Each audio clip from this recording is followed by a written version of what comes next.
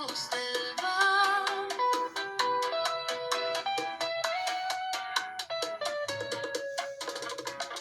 Entre flecos de poetizar, un agitar de platos,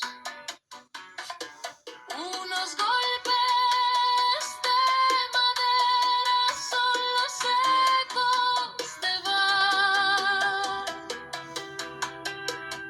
Entre flecos de poetizar y el girar de un futbolín y el vibrar de un violín son los ecos de bar.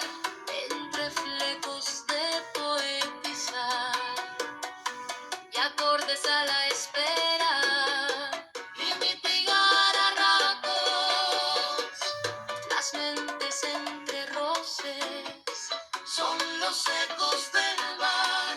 Entre flecos de poetizar, torrentes de voces y el girar de